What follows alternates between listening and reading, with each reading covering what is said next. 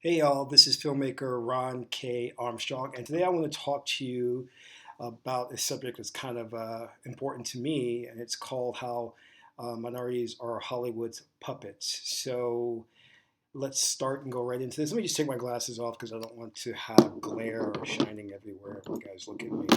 All right, how minorities are Hollywood puppets. So this subject really sparked my interest several years ago as I was starting out as a actor trying to make my way in the business. This is many years ago, and I happened to get called to this young magazine that was coming out at the time, and they were looking for guys who look like your traditional students.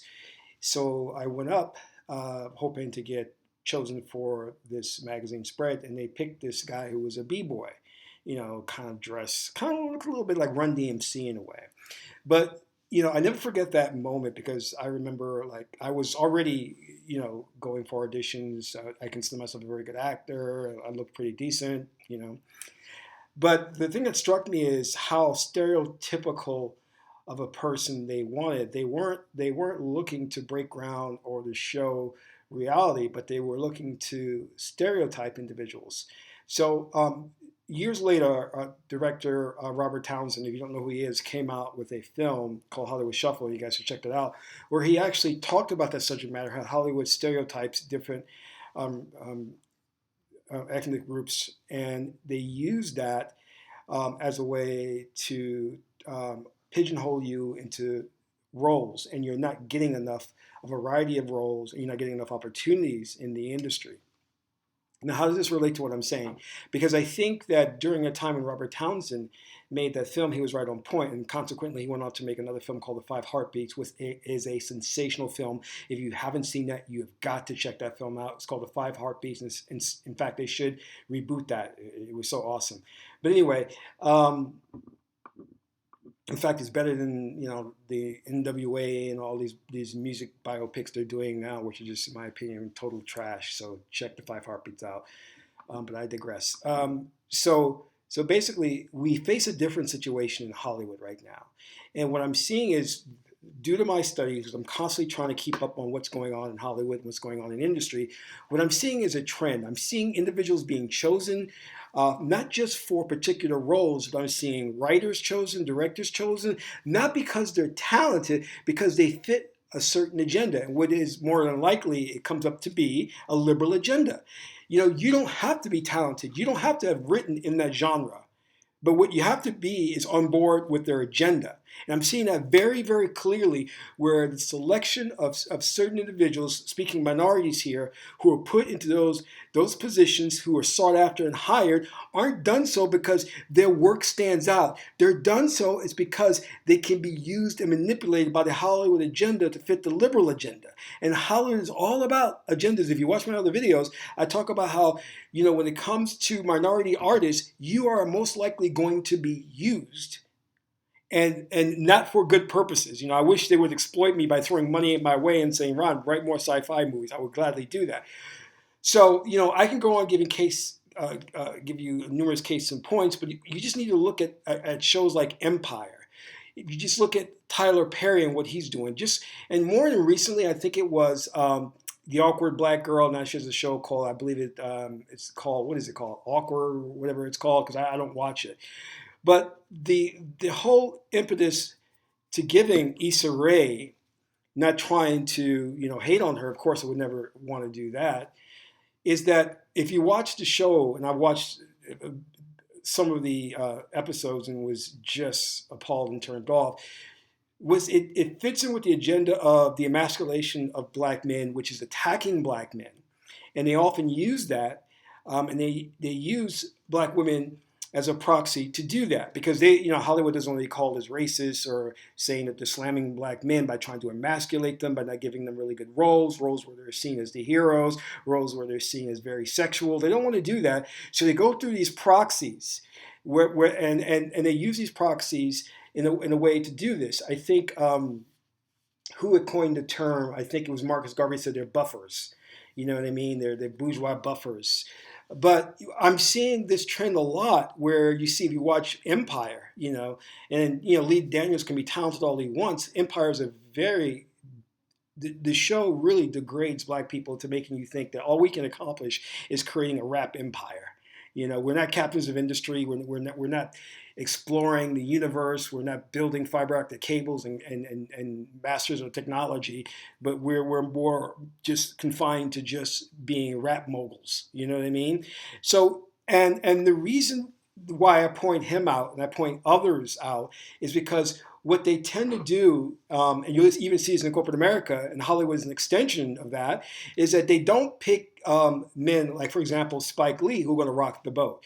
Men who are assertive and masculine and saying, I'm going to write about real subject matter. I'm going to write about the dreams and visions of our people, of all people, and how the world should be. They're like, no, we have an agenda, we have a liberal agenda that we're going to push forth. And part of that agenda says that we want to emasculate men in general, specifically black men. So we need them in dresses. We need you to write roles where, they're confused about their sexuality and things of that nature. So I want you to understand what's happening here is that the best and brightest of our talent pool is not being utilized. And the same is what we can see with white males, because white males are under they're in the bullseye as well. They're targeted as well, because even shows that you see come out where white males are the head of household, but they're often depicted as dumb, insecure, not as smart as the woman. So these are things that we have to be aware of, that what's going on in our world today. And I don't care who you are. I think there's a place for everybody. But what I want is I want the brightest and talented to emerge and get positions to where they can showcase their talent. I don't like when I start to see that people are being cherry picked based on the fact that they'll go along with a certain plan that Hollywood has in place to social engineer society. That's what troubles me. That's what really troubles me. And I think right now, as far as I see what Hollywood is trying to really push, is a feminist doctrine where it is specifically targeting men, again, specifically black men, and they are using minorities in those proxy positions to attack their own people. This is very concerning to me. I'm trying to figure out, like, is the paycheck worth it? You know what I mean? And because I remember doing the film festival circuit with my films, and time again, I saw that films that were getting awards were the ones that didn't have the greatest production value, the greatest acting, but it met with the film festival's agenda, which the film festival was ultimately funded um, um, by some hidden organization or think tank group, and we know where that was coming from. So I began to see very clearly that it wasn't necessarily about talent, but more so, hey, can we use you for our agenda? Are you going to play along with that? If you are, then you can come aboard and we'll give you acclaim, notoriety, adulation. But the minute that you speak up and say something that's opposed to what we're trying to push, we're going to come against you and use every bit of our power to basically vilify you and to attack your character, which is what we've seen a lot with Bill Cosby. Um, he pissed off some very powerful people, which is why you have the mass media machine uh, against him. And, I am in no way saying that if he is guilty of the things he did, I believe that he should go to jail and he should be prosecuted and everything.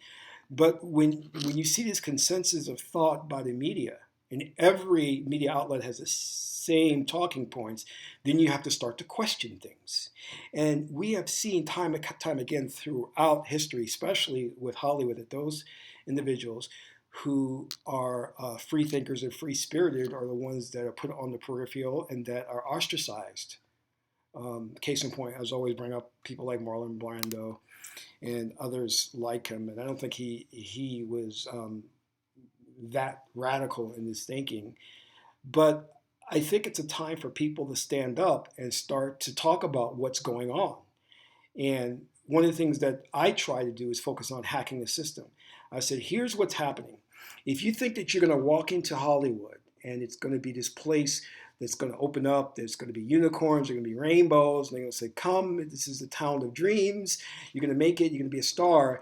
That's not what's going to happen, because what they're going to look at is your background, what you've done, what you're speaking for, and see if that aligns with what they want. And I was very, I'm a big Star Wars fan. I was very disturbed when I saw Star Wars: The Force Awakens, because immediately I said, instead of Disney coming aboard and making a great film, and Disney's made a lot of great films, what they did was they used this platform, Star Wars, George Lucas's Star Wars, as a vehicle to spread propaganda, which was, this real far out feminist ideology. I mean, it was totally far out, where Ren was doing these amazing things where, in the Star Wars universe is just not possible.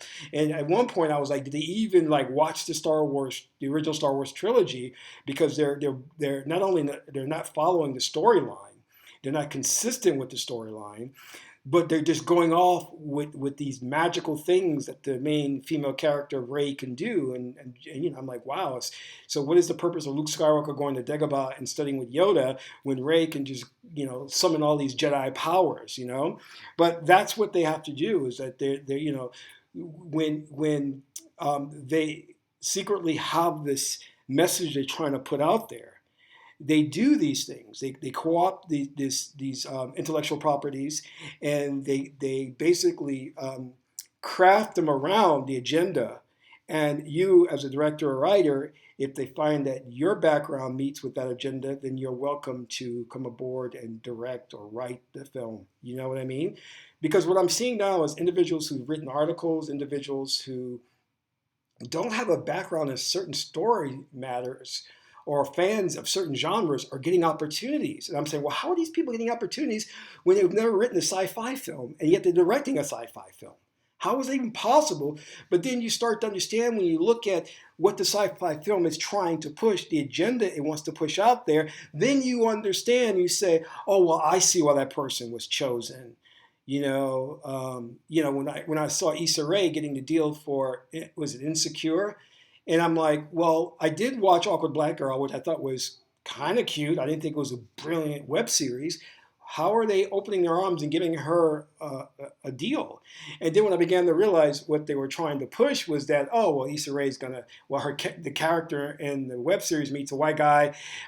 She hooks up with the white guy, and then most of the film most of the series she goes about bashing black men. So I said, oh, that makes sense now because that's the agenda behind that. And the same thing is when I see films like, Dear White People, which I think is so racially inflammatory. I'm appalled that they're even trying that. I think it should have been told. It should have been a totally different title. But that's just my opinion. I remember seeing that in the theaters, and right away I said, "This has agenda written all over it." The young girl is supposed to try and explore her black nationalist side because she's biracial. She's trying to like figure out who she is, and then suddenly, all of a sudden, she decides that she's going to hook up with this white character, which is nothing wrong with that. But I'm beginning, and as the film progressed, I started to see more and more of this whole liberal thing come out of the movie. And I'm saying, well, instead of us taking us on a great ride and telling a great story, it's throwing these real secret hidden messages at us. And what they do is they tend to exploit minorities a lot, because what they want to do is they want to create this division between black men and black women. They want to create a gender war. Same thing what they want to do in white America. They're feverishly trying to create that division between white males and white females.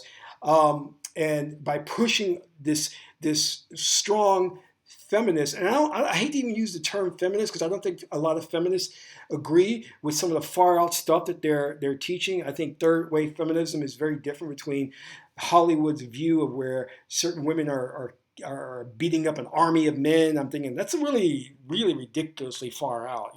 It's not realistic in any sense of the word. And there's a thing we call in story writing, which is a suspension of disbelief, but you can only go but so far. But anyway, if you start to see, like, if you look at behind the curtain as we look at the Wizard of Oz, and that can be a grand metaphor for what's going on. It's there. The wizard behind there is pulling the strings, but there's something interesting about that is that the wizard is really not all that powerful, but it's an illusion. It's an illusion told in story form.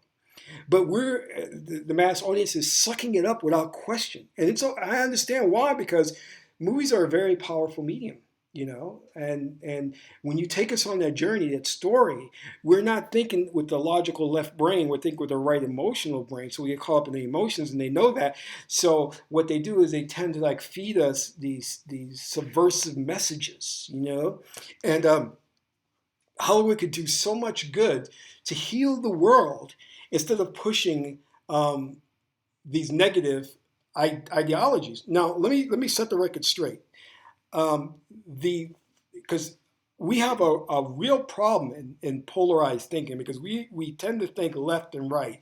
It's good or bad. I am not saying I'm not on record saying, oh, like, oh, feminism is bad. I'm not on record saying that, this is bad, that is bad. What I'm trying to tell you is that when the objective of the film no longer becomes telling a story and hiring talented artists, but of putting forth a secret and subversive message, then I find that there's a problem there. There's a problem there. And if you go back to George Orwell's 1984, I kind of see, and he talks about newspeak and all of that, I start to see that we are right there. We're living in that time right now. Um, so we just have to be careful and understand and be very cognizant of what's going on. And the fact that if you're an artist, I don't care, black, white, Hispanic, whatever, straight, gay, what I want you to understand very clearly is do not allow yourself to be used by this system. Take a stance on what you believe and be true to that. You know what I mean? And write about that. But don't allow the system to come along and use you as a proxy to attack your own brethren, your own people. And look at the agenda that they're putting out and say, is this going to benefit the masses of the population, or is it going to be a detriment to the population? And what I see Hollywood doing is that they're trying to create factions. They're trying to create strife and fighting, instead of bringing people together, which movies can do. What they're trying to do is create divisions and to socially engineer society toward a specific goal and an outlook in life, which is not good, which is very controlled in terms of how you think and how you act. And the main thing I see that they're trying to institute is this real gender war. And beyond that, or just on par with that, or even above that, is this race war. They're purposely seeding this racial animosity. Like when I saw the film Get Out, I immediately said, this film wouldn't have been made if the lead character, who was black, and his co-star, the white girl, had a harmonious relationship. They would have never greenlit that film, but they only greenlit it because it painted this white girl as evil. So that's what they had to do, and so, fine, it is what it is. I'm just saying that films that tell a different story, films that don't go along with the agenda, are typically filtered out of the Hollywood studio system. They don't want those films shown because they have a clear-cut agenda of what they want to push, how they want the world to be in 10 years. And if you're an artist, like I said, doesn't matter what your background is, if you're an artist who's true to who you are, and you stick to your guns, and you want to truly from the heart express your talent, they may not want you. And if they want you, they want to use you as a puppet to attack, divide America. That's what they want to do, So I want you to keep that in mind and not be used as a puppet for this system, because, the world is messed up and we don't need to make it worse. But I think that's exactly what they want to do. While I'm talking here, I just want to make sure that you guys, if you're watching, like the video, subscribe to my channels if you want to hear more. about how you can actually get into the system, hack the system, and make a life for yourself as an artist. And I'm not saying that you shouldn't work with Hollywood, because I think there are those in Hollywood who have their head on straight, who want to do good things, who want to do great things, who are not going along with this system, the sick system. You know, um, you just have to learn who the people are and work with those individuals, and avoid those who are trying to, you know, use you, manipulate you, as I said before, as a proxy to attack your own people. And what I find a lot of what's going on here is that the higher you climb, if you're given a property to either write or direct, and it's a franchise or something very popular, that's when the programming is sets in. That's when they have a clear cut agenda. I think if you're striving and you're doing like $2-3 million films, $10 million films, they don't have their eye on you, so they give you more artistic freedom and creativity. They give you those that leeway and parameters to operate within. I think that if you try and get up to like a Will Smith or Tom Cruise, or you're going up there to like a Spielberg position, that's when they come knocking at your door and say, "Hey, we want to talk to you. We want you to produce this script." And you read the script and you say, "Well, this script is about, how how people should, whatever, do more drugs, or how rap is good, or how to destroy America." And they're like, "Yeah, we want you to produce that. You're so talented to produce this." And then you think for a moment and you say, "Well, this is not what art is really about." They're like, "Well, here's a paycheck. Here's his $2 million paycheck. Just do it." And then you get caught up in that and you start to do it. And consequently, you produce this nonsense that has this subversive message. And then you've forgotten who you are, and what you want to do and be as an artist. I remember when George Lucas said he openly spoke against The Force Awakens and his and selling Star Wars to Disney, and it was very clear that he regretted what he did. And like I said, I'm a diehard Star Wars fan, and when I saw The Force Awakens, I thought it was appalling. I was depressed. I was like, how could they have done this to this franchise? Um, but this is when you understand that Hollywood is not acting alone. It's in concert with some very powerful people who are controlling the planet. At one time it was an entity in and of itself, but now there are people behind it who are pulling the strings, and dictating what type of movies should be seen. Because you got to understand, Hollywood is a global entity, and it's pumping out propaganda. So there are forces who have a vested interest in making sure that a certain perception of America or of the world is seen. You know, um, one of my big things is we tend to tell stories where we don't rely on our own spiritual awakening and godlike power within. You notice you'll never see movies about that, because they want to stay away from that subject matter of you awakening the power within you.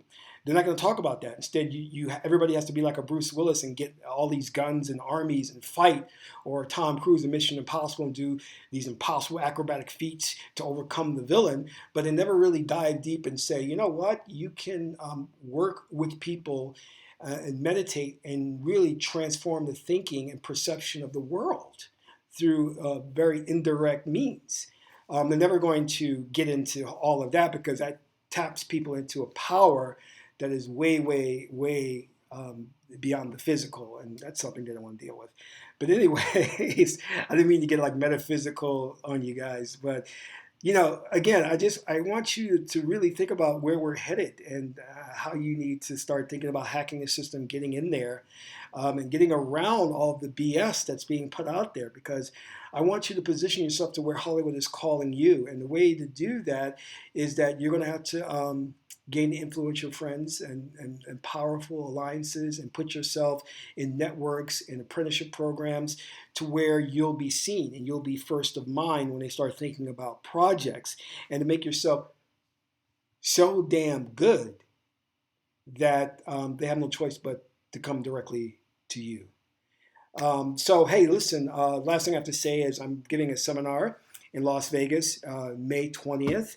And this one is called Breakthrough Secrets to Filmmaking and Acting Success. And we're going to talk about precisely kind of what I alluded to in this video, which is hacking the system, getting in there, getting consistent work, getting meetings with producers and directors, and knowing, getting more educated on what the industry really is about. And again, I'm not here to like cast any negative light of the industry and say you shouldn't work within Hollywood. In fact, I said the opposite. You should work within Hollywood to make it better. But I'm saying is there's a right way of doing it and getting in there and staying true to who you are. So you can find the link to the seminar in the description box. And well, that's really all I have for now. This is Ron K. Armstrong, filmmaker extraordinaire. And stay passionate and work hard and learn the game, and you'll make it. Take care.